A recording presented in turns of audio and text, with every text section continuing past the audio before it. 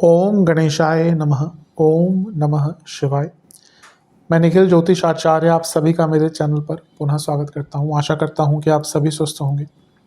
महादेव की कृपा आप सभी पर सदैव बनी रहे। ये वीडियो कर्क यानी कि कैंसर के लिए बहुत विशेष है, क्योंकि वीडियो है 13 से 19 अक्टूबर 2025 के साप्ताहिक राशिफल के बारे में। कैसा रहेगा आने वाला सप्ताह कर्क के लिए।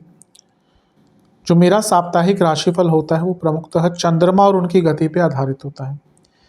चंद्रमा एक बहुत विशेष ग्रह है। विशेषताएं तो बहुत है चंद्रमा की, लेकिन जब हम साप्ताहिक राशिफल की बात करते हैं तो पहला तो उनकी तेज गति, फिर उनका मन का कारक होना, और फिर उनकी एक क्वालिटी की वजह जिस भी भाव, राशि, ग्रह आदि से संपर्क संबंध बनाते हैं अपने गोचर में, उनको बहुत प्रभावित या बहुत एक्टिवेट कर देते हैं।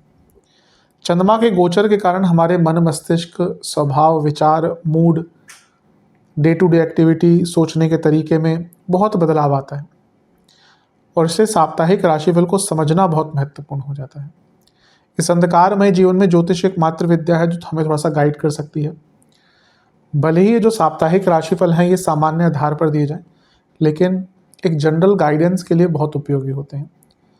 यदि आपकी लग्न राशि या चंद्र राशि कर्क है, दोनों ही गाइडेंस के लिए इस राशिफल को देख सकते हैं।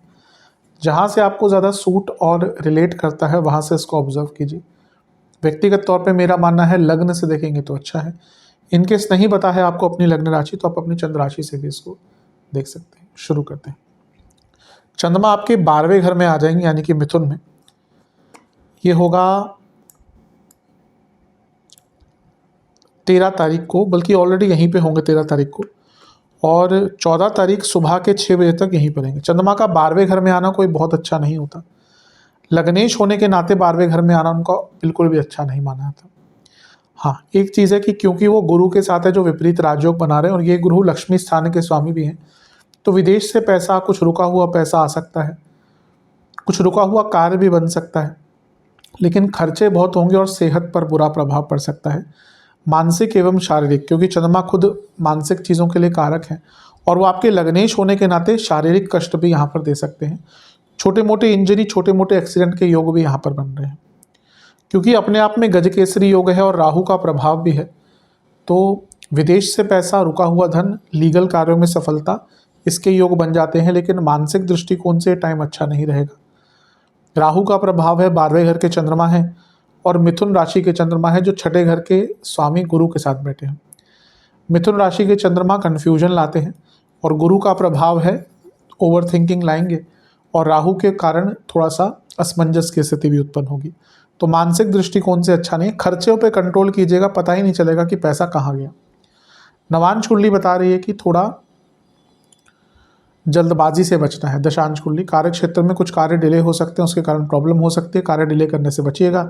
बिजनेस की जहाँ तक बात है ठीक है, ऐसा कोई बुरा टाइम नहीं दिख रहा, लेकिन पार्टनर से झगड़े हो सकते हैं। लव लाइफ में एक ही दिक्कत है कि आप अपनी बातें ढंग से अपने पार्टनर के सामने नहीं रख पा रहे। इस कारण से क्या हो रहा है ना कि रिलेशनशिप में प्रॉब्लम आ रही है। अपनी बातें रखिए। वैवाहिक जीवन, पुरानी बातों पे झगड़े होंगे। स्टूडेंट्स की जहाँ तक बात है, एक विद्रोही स्वभाव के कारण दिक्कत आ सकती है। जहाँ तक सेहत की बात है, पेट के रोग, गले के रोग, हड्डियों के रोग, सर्वाष्टक में आपका लग्न बली है, अच्छी चीज़ है लग्न का बली होना। भले ही थोड़ी दिक्कत आए आसपास, चीज़ों को ठीक किया जा सकता है। 14 अक्टूबर सुबह के 6 बजे चंद्रमा लग्न भाव में आ जाएंगे, यानी कि कर्क में, और 16 अक्टूबर दिन के 1 बजे तक यहीं पर रहेंगे। चंद्रमा का लग्न में आना अच्छा ही होता है, और यहाँ पे तो अपनी ही राशि में आगे राजयोग बना रहे हैं। तो हफ्ते का ये वाला भाग जो है, मध्य नहीं कहूँगा क्योंकि इस बार चंद्रमा के गोचर ज़्यादा हैं, या अलग अलग भावों में जाएंगे, 4 भावों को इफेक्ट करेंगे। तो ये टाइम जो होगा हफ्ते का आपका बहुत अच्छा होगा। राजयोग बना रहे हैं, और यहाँ से सप्तम को देखेंगे, यानी कि बिजनेस में भी लाभ होगा, और कुछ लोगों के पद प्राप्ति का योग भी बन जाता है, प्रमोशन का योग भी बन जाता है। और किसी ग्रह का चंद्रमा पर प्रभाव नहीं है, जो अपने आप में अच्छी चीज़ है, क्योंकि लग्नेश लग्न में और अच्छी स्थिति में है, यानी कि कोई अच्छी न्यूज़, अच्छा दायित्व आपको मिल सकता है, अच्छा रोल मिल सकता है, और एक सकारात्मकता की अनुभूति होगी। नवांश कुंडली अपने आप में बता रही है कि कई कार्य पूरे होंगे। दशांश कुंडली, कार्य क्षेत्र में आपको अपनी सोच में बदलाव लाना पड़ेगा, बहुत अच्छा प्राप्त करेंगे इसके बाद अगर कुछ बदलाव करते हैं तो। बिजनेस में बहुत लाभ मिलेगा। लव लाइफ में थोड़ा मैच्योरिटी के साथ चीज़ों को हैंडल करना पड़ेगा। वैवाहिक जीवन उतना अच्छा नहीं जाएगा, थोड़ी उदासीनता रहेगी। जहाँ तक स्टूडेंट्स की बात है, आपको चीज़ों को अपने कंट्रोल में लाना पड़ेगा, क्योंकि लग रहा है अभी ऐसा कि कई चीज़ें आउट ऑफ कंट्रोल हैं, जिसके कारण जो परेशानी है जीवन की वो बढ़ती जा रही है। सेहत की जहाँ तक बात है, कफ रोग और स्लीप डिसऑर्डर, इवन इन्फेक्शन। सर्वाष्टक में आपका लग्न फिर से बली है। ये बता रहा है कि हफ्ते का ये वाला भाग जो है, ये कुछ बहुत अच्छी न्यूज़ आपके लिए लेकर आ सकता है। 16 अक्टूबर दिन के 1 बजे चंद्रमा राशि बदलेंगे और आपके दूसरे भाव यानी कि सिंह में आ जाएंगे, और 18 अक्टूबर रात के 10 बजे तक यहीं पर रहेंगे। चंद्रमा का धन स्थान में आना एक प्रकार से अच्छा माना जाता है। यहाँ पे वो लग्नेश होने के नाते जब धन स्थान में आएंगे तो और भी अच्छा है। और एक प्रकार से देखें तो वो राहु केतु एक्सेस में है, लेकिन दूसरे घर में जब वो केतु के साथ बैठे हैं तो कोई पुराना फंसा हुआ पैसा आपका वापस आ सकता है। पर यहाँ पे ग्रहण दोष भी बन गया, इसलिए जहाँ एक और पैसा आने की जो उम्मीद है वो तो बनती दिख रही है, धन प्राप्ति बनती हुई दिख रही है, लेकिन पैसा कहीं पे लगाइएगा मत, पैसा किसी को उधार मत दीजिएगा। इन एरियाज़ में प्रॉब्लम आ सकती है। दूसरा भाव अर्थ त्रिकोण भी है और वाणी का स्थान भी है। कार्य क्षेत्र में पुराने कार्य पूर्ण कर लीजिएगा, वरना दिक्कत आएगी। और अपनी वाणी पर भी आपको बहुत नियंत्रण रखना, क्योंकि वाणी के कारण भी बहुत परेशानियां यहाँ पर आ सकती हैं। जहाँ तक नवांश कुंडली की बात है, धन आ सकता है, लेकिन फिर से कहूँगा धन लगाने की चेष्टा यहाँ पर कहीं पे भी मत कीजिएगा। वाणी पर बहुत नियंत्रण रखना पड़ेगा। अपने घर वालों से भी बहुत संभल कर बात करें। दशांश कुंडली, कार्य क्षेत्र में थोड़ा क्रिएटिव होना पड़ेगा, अपने क्रिएटिव साइड को उजागर कीजिए, तभी आगे बात बढ़ पाएगी। बिजनेस में तो बहुत अच्छा टाइम है, बहुत बड़ा लाभ मिल रहा है। लव लाइफ, ऐसा लग रहा है कि आप दोनों के इनोसेंस का फ़ायदा कोई तीसरा उठा रहा है, जो आप दोनों के रिलेशनशिप को ख़राब कर रहा है। वैवाहिक जीवन, मेंटली बहुत एग्जॉस्टेड फील करेंगे, इसलिए थोड़ा वैवाहिक जीवन में भी प्रॉब्लम आ सकती है।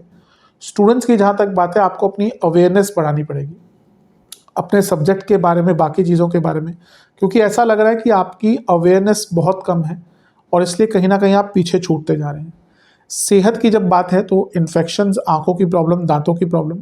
सर्वाष्टक में आपका लग्न ही बली है। फिर से कहूँगा काम पूरे होंगे, पैसे के कार्य पूर्ण होंगे, लेकिन पैसा गलती से भी कहीं पे लगाइएगा मत। 18 अक्टूबर रात के 10 बजे चंद्रमा गोचर करेंगे और आपके कन्या में आ जाएंगे, और सप्ताह के अंत तक, बल्कि कहिए मंगलवार तक यहीं पर रहेंगे। इससे एक दिन पहले सूर्य का गोचर हो चुका होगा और वो आपके चौथे घर में आ जाएंगे, नीच के हो जाएंगे तुला में। और 18 तारीख को ही गुरु लग्न में आ जाएंगे। अपने आप में बहुत बड़ा टॉपिक है, इस पर अलग से वीडियो बनाने का प्रयास करूंगा, लेकिन गुरु लग्न में आ जाएंगे। तीसरे घर के जो चंद्रमा है वो अच्छा ही इम्पैक्ट देते हैं। लग्नेश तीसरे घर में आ रहे हैं, यानी कि गति प्रदान होगी, और चंद्रमा और शुक्र साथ में बैठे हैं, यानी कि धन की प्राप्ति। शुक्र खुद लाभेश हैं, चतुर्थेश हैं, चौथे से 12वें में चंद्रमा है, चौथे भाव के स्वामी के साथ, तो प्रॉपर्टी बेचने का भी अच्छा योग बन जाता है और प्रॉपर्टी से लाभ भी कमाने का योग बन जाता है। तीसरे घर में चंद्रमा है, काम त्रिकोण के स्वामी के साथ, कुछ इच्छाओं की पूर्ति भी दिखती है। बस प्रॉब्लम यह है कि नीच के शुक्र हैं और वक्री शनि से दृष्ट हैं, तो अपनी लव लाइफ, मैरिड लाइफ पर थोड़ा सा ध्यान दीजिएगा, अपने कम्युनिकेशन पे थोड़ा सा ध्यान दीजिएगा, और जल्दबाजी में कुछ करने का प्रयत्न मत कीजिएगा। यहाँ पे यही एक चीज़ दिख रही है कि आप जल्दबाजी में कई कार्य स्टार्ट कर देंगे लेकिन पूरे नहीं कर पाएंगे, या फिर जल्दबाजी में अपने कार्यों को खराब करेंगे।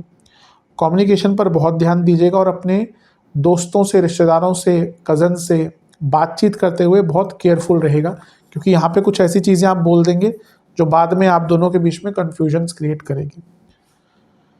घर में भी थोड़ा कम ही बोलेंगे तो आपके लिए काफ़ी अच्छा रहेगा। नवांश कुंडली बता रही है कि कोई अटका हुआ काम पूरा हो सकता है। दशांश कुंडली, कार्य क्षेत्र में भी सेम चीज़ है कि आपको, अगर आपने टाइम पे ध्यान दिया तो आपकी प्रोडक्टिविटी अच्छी रहेगी। बिजनेस में पुराने जो कार्य हैं उनको पहले पूर्ण कर लीजिए। अभी लगता है कि कई कार्य अटक रहे हैं, उनको पूर्ण कर लीजिए पहले, वरना आगे नहीं बढ़ पाएंगे। लव लाइफ, हिम्मत करके मन में जो बात है उसको शेयर कीजिए अपने पार्टनर से। वैवाहिक जीवन, ऐसा लग रहा है कि आसपास की चीज़ें इतना अफेक्ट कर रही हैं जिसके कारण आप दोनों के बीच में प्रॉब्लम बढ़ती जा रही है।